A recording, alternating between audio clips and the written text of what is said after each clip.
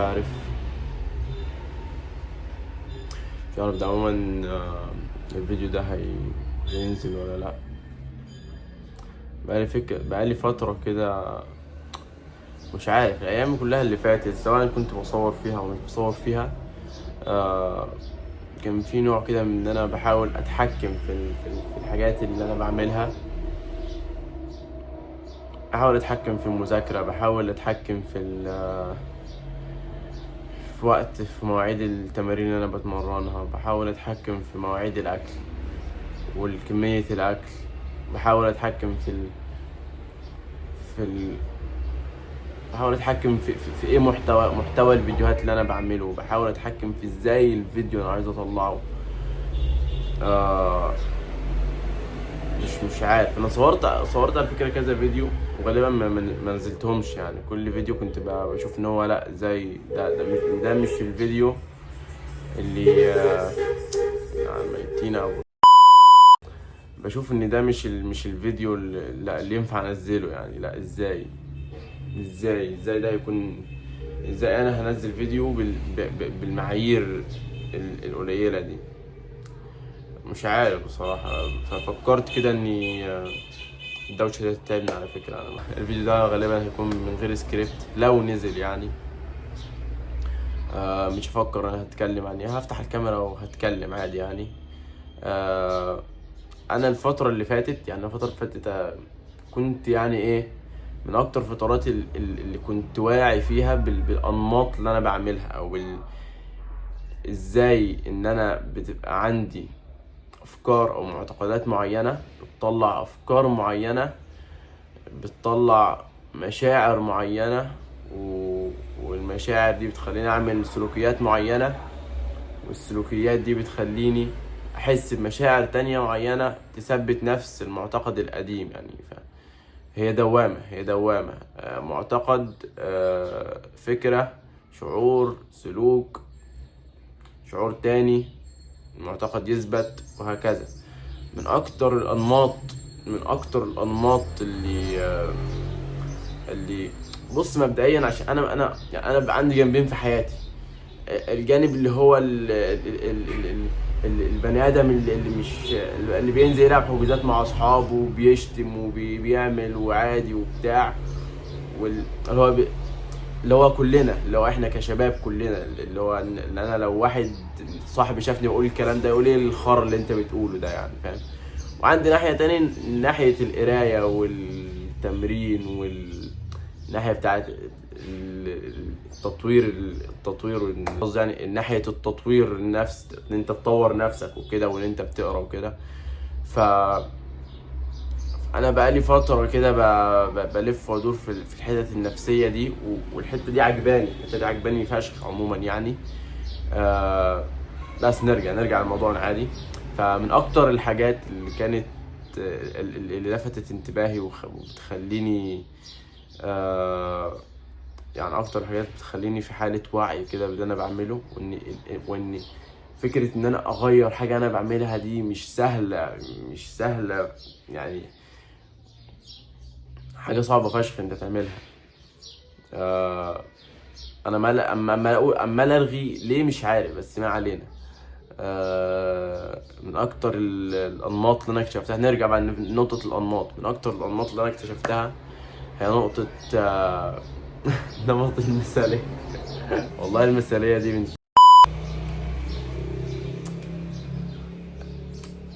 انا مش عارف ايه، يعني انا مش عارف، بس هو نمط انا بقى يعني.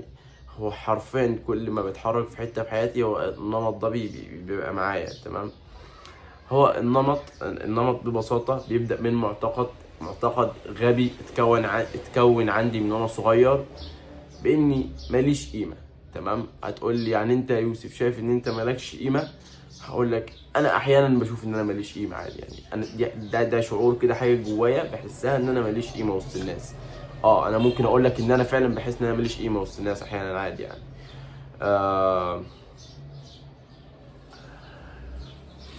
اصل برجولة انا الدوجلاس دي رايقة والله يعني. ما علينا. فنبدأ نحكي في ميتين النمط اللي احنا عايزين نحكي فيه. فالنمط ببساطة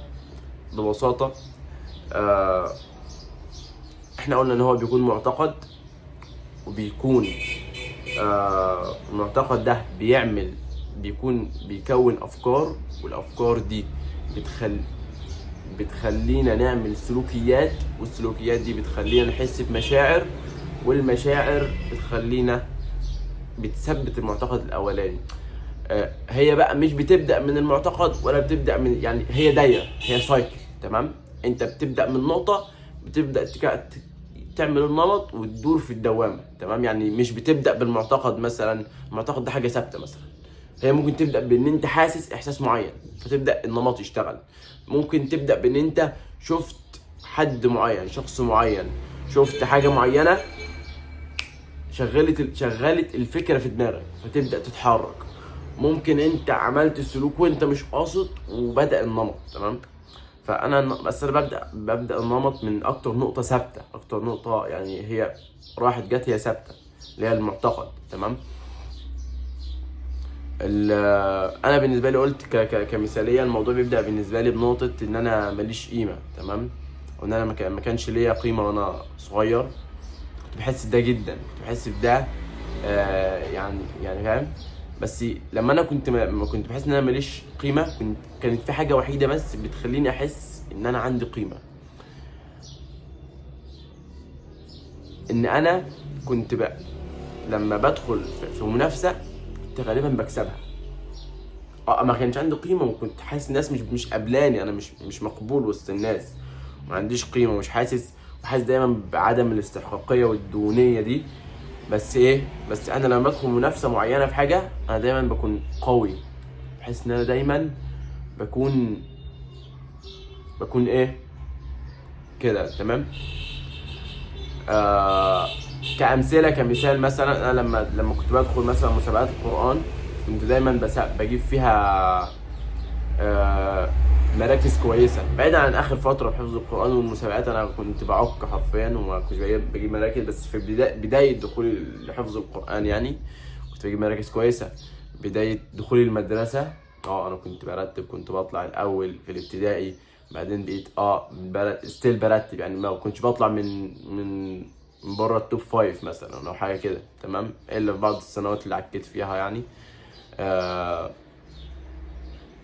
ففي لعب الكوره كنت دايما بشوف ان انا احسن من الناس اللي حواليا، ان انا حاسس ان انا ما عنديش قيمه، بس انا حاسس ان انا مش مقبول لنفسي، انا مش مقبول لذاتي، مش مقبول عشان انا يوسف. انا قيمتي مش في اني يوسف، قيمتي في اني بعمل كذا. انا قيمتي في الفعل، قيمتي يعني فاهم ازاي؟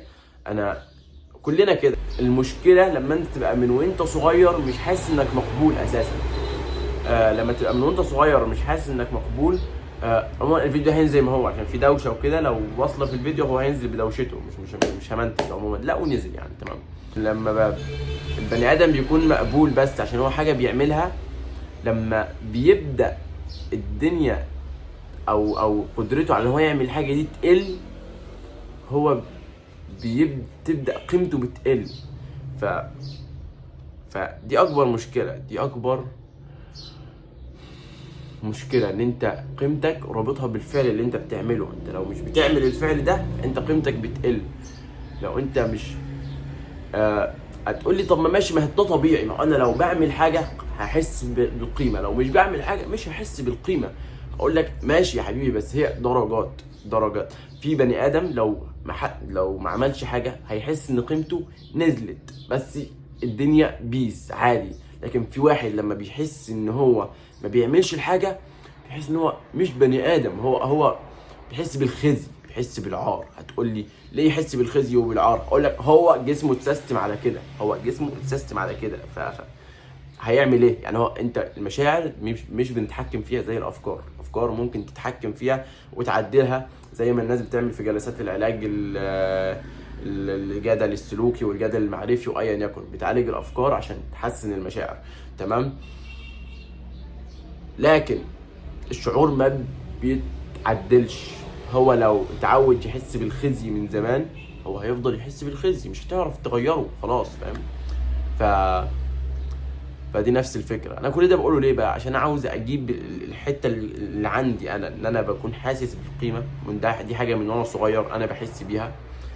فكنت بعوض انا بقى اني بعمل حاجات الناس بنسبه كبيره مش بتعرف تعملها، او ناس قليله اللي بتعرف تعملها. الفتره دي انا مش حاسس، انا الفتره دي انا غالبا مش بعمل مش بعمل الانجازات اللي انا بعملها بنفس المستوى، فانا حاسس بانها تعمل قيمه. فالمعتقد اللي ثابت هو ان انا بنسبه كبيره ما قيمتي قليله. فالمعتقد ده المعتقد ده بيطلع افكار. من الافكار دي هي ان انا لازم اعمل كل حاجه بشكل مثالي عشان اعوض. دي المشكله، يعني دي المشكله، ان انا اعمل كل حاجه بشكل مثالي عشان اعوض القيمه اللي انا فقدتها. فعشان ما احسش بالقيمه، انا عايز اشتغل بشكل مثالي عشان احس بالقيمه. تمام. اشتغل زي بشكل مثالي. ايه السلوكيات اللي انا هعملها؟ هبقى بكروت الشغل وعايز اجري واستعجل عشان اخلص كميه كبيره، يا اما عاوز اخلص كميه الحاجه اللي انا بعملها بشكل محدش عمله قبل كده، فبالتالي مش هتحرك اساسا، او هشتغل ربع ساعه وهقف. او اني اقعد افكر كتير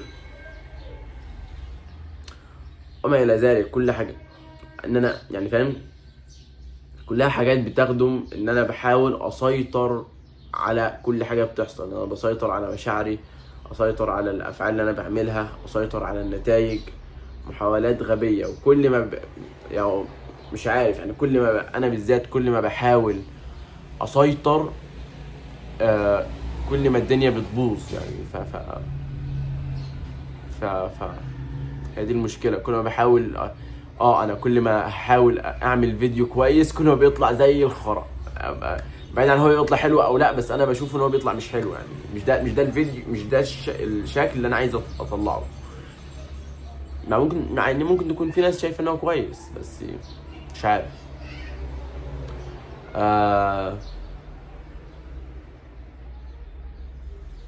بس في الاخر المحاولات المثاليه دي كلها بترجع في الاخر، كلها بتضرب في وشي انا في الاخر. وكل الافعال اللي انا بعملها بتحسسني، او نتائجها بتبقى زي الخرا في الاخر.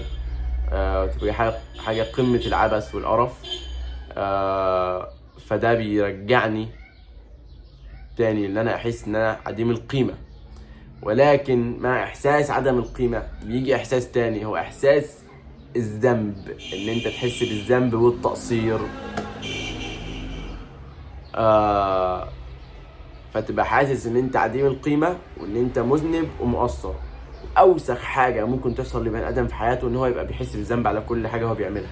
دي اوسخ حاجه ممكن بني ادم يعيش بيها في حياته.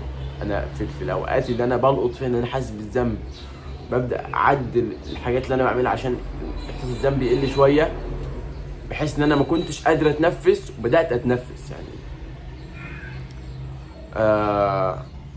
الدنيا دي صراحه، الدنيا حاليا بالنسبه لي على مستوى النتائج وكده مش احسن حاجه.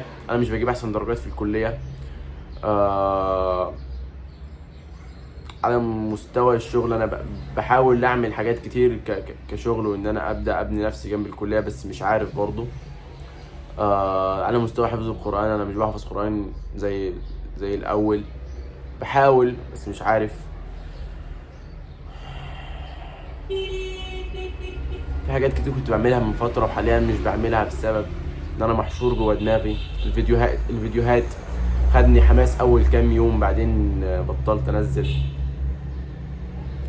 مش عارف يعني، غالبا هقفل الفيديو على كده. مش عارف ممكن اقفله ازاي او ايه تاني ممكن اقوله من دماغي في الفيديو يعني. مش هيتمنتج.